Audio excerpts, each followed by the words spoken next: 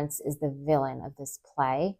Parting is such sweet sorrow. We just met like an hour ago. Romeo's idea of love is based on beauty. Hello everyone, welcome back to my Romeo and Juliet series. In this video, we're going to explore Act 2 and see what our favorite, reckless, wild, and crazy teenagers have been up to now. Scene 1 is short and relatively uneventful. Romeo, Benvolio, and Mercutio leave the party, and then Romeo goes looking for Juliet.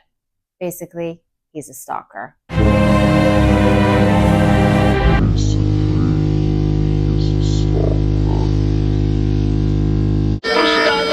Scene 2 is the famous balcony scene. You know the one I'm talking about, the one where Romeo trespasses on Juliet's private property, goes onto her balcony, and eavesdrops on her very personal thoughts, which she conveniently speaks aloud. While Juliet's on her balcony, he sees her from a distance and utters more famous lines about Juliet's beauty. He does this on page 69, the book I'm using. But soft, what light through yonder window breaks? It is the east, and Juliet is the sun. Arise, fair sun, and kill the envious moon, who is already sick and pale with grief, that thou, her maid, art far more fair than she. So in modern terms, he is saying, what is this light I see in the distance? It is the east, and Juliet is the sun. Rise, beautiful sun, meaning rise, Juliet, and kill the jealous moon who is sick and pale with grief, that Juliet is more beautiful, meaning Juliet, being the sun, is more beautiful than the moon. In this passage, Romeo is skillfully using both metaphor and personification to describe Juliet's beauty. He compares her to the sun in a metaphor, and he assigns the human trait of jealousy to the moon. You've got to give it to the guy. He sure knows how to babble on about a woman's beauty. After seeing her from a distance, the creepy stalker, Romeo, decides to listen in and spy on her while she speaks her private thoughts aloud. While ruminating about how Romeo is a Montague, Juliet's sworn enemy, Juliet discusses the significance of names, and she utters a lot of very philosophical thoughts about the topic of names. Starts on the bottom of page 71 and goes through the top of page 73. What's in a name? That which we call a rose, by any other word, would smell as sweet. She's saying that if a rose were called by a different name, its essence wouldn't change and it would be just as sweet and beautiful. She's essentially saying that if Romeo had a last name other than Montague, his essence would remain the same and he would be just as sweet. Eventually, Romeo reveals himself, and Juliet asks him how he managed to climb the very high orchard walls. And Romeo, as usual, responds with a grand romantic overture. According to Romeo, on the bottom of page 73, he managed to climb those orchard walls. How? With love's light wings did I overperch these walls, for stony limits cannot hold love out. In this passage, Romeo uses metaphor to compare love to a bird with wings, and the entire passage is a hyperbole about the power of love, which according to Romeo is exactly what helped him climb those very high orchard walls. Juliet spends the rest of the scene being quite forward with Romeo, requesting that he responds honestly about whether or not he loves her. And after he does say that he loves her, she basically demands that he sends a messenger to her the following day in order to give her instructions about where and when they should be married. Mind you, they just met like an hour ago. As they are saying goodbye, Juliet utters some really sweet and also very famous lines. Turn to page 83. Juliet says, good night, parting is such sweet sorrow. that I shall say good night till it be morrow. These lines contain one of the most famous oxymorons in literature, sweet sorrow. In using this phrase, Juliet is commenting on how difficult it is for her to say goodbye to him, and at the same time, she's obviously very excited to have met and fallen in love with him.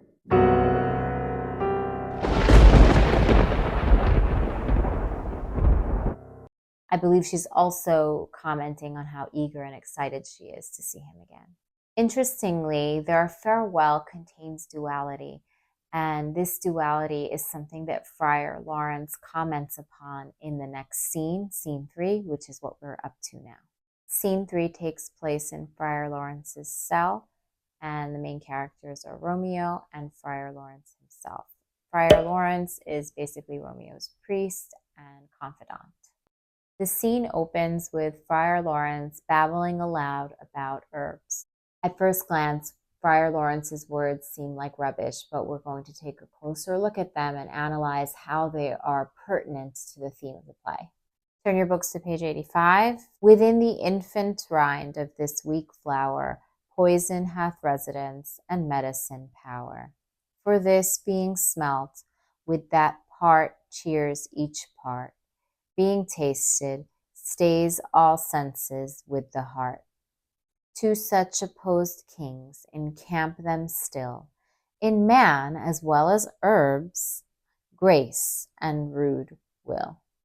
Here, Friar Lawrence is talking about the inside of a small flower, saying that it contains both medicine and poison, that if you smell it, you will feel good, but if you taste it, you will die.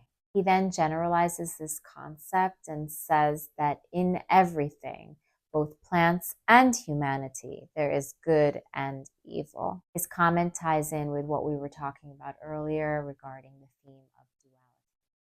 I would even take it a step further and say that Friar Lawrence's comments about duality mirror what Romeo was saying in Act 1 when he described love using all those oxymorons. In that passage, Romeo was talking about the duality of love, how it's both bitter and sweet.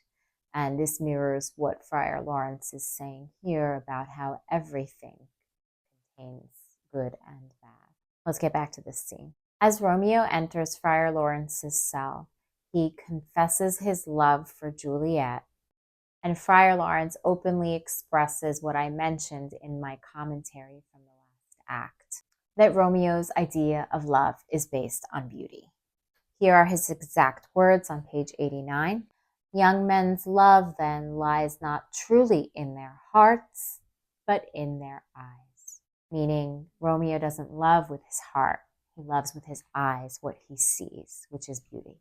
Despite Friar Lawrence's very poignant observation, he agrees to marry the couple in secret, partially because he believes that it will end the feud between the Montagues and the Capulets. In the final line of this scene, Friar Lawrence offers a prophetic warning to Romeo, which is another classic example of foreshadowing. Page 91 on the top. Wisely and slow, they stumble that run fast. Meaning, take it slow. Okay, you're going to fall if you run. I think it's very suspicious that Friar Lawrence is giving Romeo advice about moving slowly in the relationship, otherwise risk falling or failing.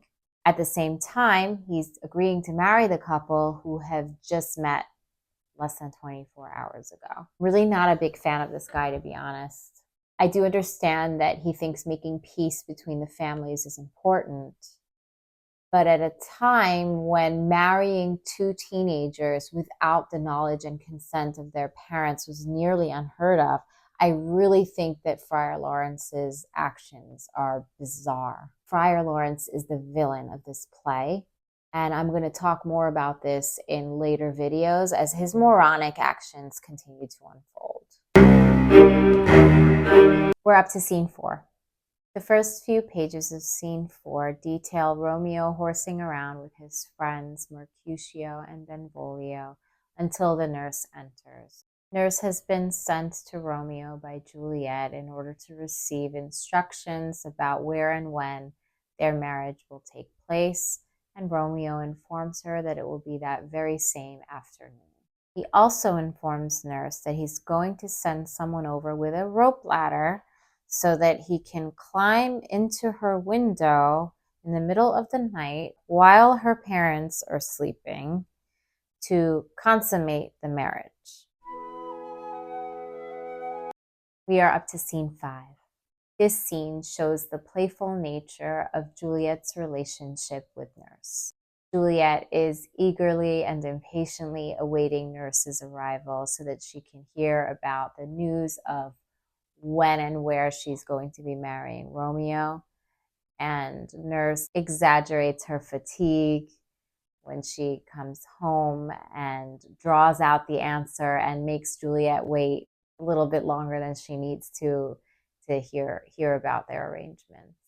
Nurse intentionally dramatizes her fatigue in order to tease Juliet, and eventually, of course, she tells Juliet exactly what she wants to hear. She also gives Juliet her own assessment of Romeo on page 107.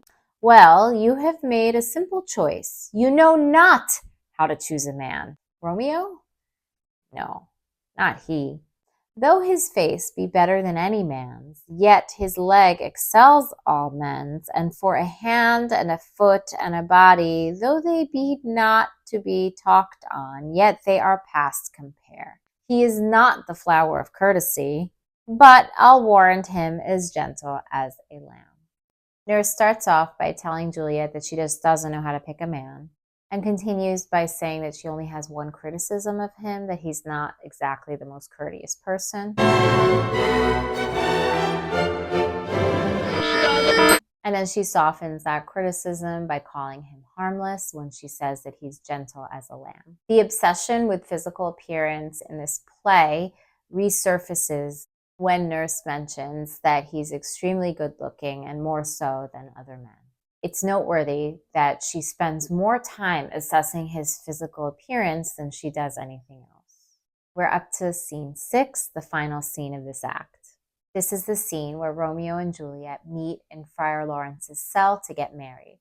Before Juliet appears on the scene, Friar Lawrence starts giving Romeo more advice about love, which foreshadows the doom that occurs in the later act. On the bottom of page 109, continuing to the top of page 111, Friar Lawrence says the following: "These violent delights have violent ends." This means that such sudden passion will also suddenly end. Top of page 111, he continues, "And in their triumph die like fire and gunpowder, which as they kiss consume. The sweetest honey is loathsome in its own deliciousness, and in the taste confounds the appetite. Therefore, love moderately." So here's a modern translation for you. The sudden and intense love that you feel right now will come to a violent end, burning like fire and gunpowder.